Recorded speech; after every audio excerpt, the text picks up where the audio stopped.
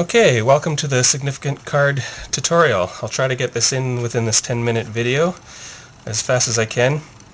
Okay, what happens is after the spectators shuffle the deck, we of course deal the cards into 4 even piles, and the spectator will then pick up any pile he or she wishes and will select a card from that pile by just mentally choosing one. So let's say they pick up this pile, they mentally select a card. Let's say they mentally select the 9 of clubs. Now the thing that all the magician has to do is remember the bottom card, the 6 of clubs in this case. This is the key card. So we got to remember that the spectator chose the 9 of clubs mentally, and the magician simply remembers the 6 of clubs at the bottom of the packet. So the packet is closed up, the packet is handed to the magician. The magician doesn't open up the packet, never looks at the cards, but takes a secret little glimpse of the bottom card before he places it on one of the packets that the spectator chooses. So don't make it look obvious, just do a casual little glimpse of the bottom card, 6 of clubs in this case. And the thought of card, I forgot, okay, the 9 of clubs. Okay, so the magician then places the packet on whatever packet the spectator chooses. Let's say this one. Then they bury it with any other packet, and finally they bury the entire deck. Now the packet can be cut as many times as the spectator likes, thinking that it's going to further lose their card, but all it does is move the deck around in a way that when the magician scans through the cards, the magician just looks for the bottom key card, the 6 of clubs, and as soon as you come to the key card, all you have to do is remove the remaining cards before the key card and set them at the top of the deck so that the key card ends up at the bottom of the deck. Now the trick is almost set. All we have to do now is turn the deck over, and the magician states that he's going to feel for the card again, but just without looking at the cards. But really what he's doing is he's actually going to be counting 19 cards off the top. So 1, 2, 3, 4, 5, 6, 7, 8, 9, 10, 11, 12, 13, 14, 15, 16, 17, 18, 19. Of course, you're doing this silently to yourself. You're not revealing that you're counting cards. You're just playing like you're feeling through the cards. Place the 19 cards at the bottom, and then the deck is set. Now all we have to do is say, okay, I need to get one clue about your mentally chosen card. And we do that by dealing the cards into the 4 piles once again. We'll quickly deal them out here. And what is going to happen now is the packet that they chose their mentally selected card from is actually going to disperse in a way through this dealing after setting the deck up the way we did, so that each packet will contain potentially 3 cards in the middle of each packet that they have mentally chose. So whatever packet they reveal their card to be will be actually the 3 middle, their thought of card will be the 3 middle cards, one of the 3 middle cards in the pack. So this is going to be a setup for what's going to happen is we're going to have 3 possible endings to this trick. Now let's look through the packs for the 9 of clubs, their thought of card. I'll show you what I mean. Okay, it's not there. Okay, there's the 9 of clubs. Now you'll notice it'll be one of 3 of the middle cards. If you see there's 13 cards here, the middle card will, if you count 5 cards from one end, 1, 2, 3, 4, 5, and the 5 cards from this end, 1, 2, 3, 4, 5, you'll see the center 3 cards. These are the potential cards that they would have thought of from that original 13 card packet. Now you may be wondering, how does that work? That's 3 times 4 is 12, but they've chosen from a 13 card packet in the beginning of the trick.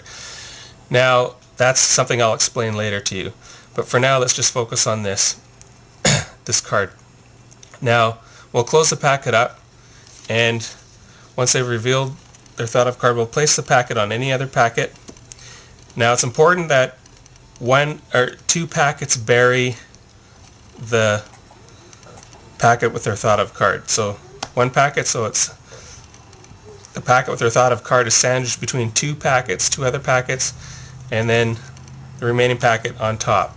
just like that. It's got to be exactly like that in order for it to work. Now, the three cut maneuver before the magician reveals the thought of card is just something to throw off the spectator a little bit to make it seem like their packet is further lost. But really, nothing's happened to the deck. I've just picked up 2/3 of the deck, moved it over to the far right, and then cut that in half, set that packet in the middle, and then I pick up the farthest packet, set it on the deck, and if you watch the video again, you'll notice that nothing's happened.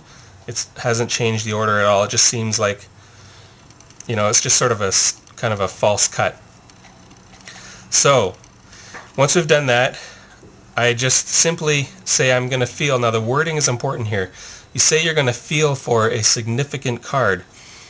Now this will set up for the remaining possible endings, and I'll show you what I mean.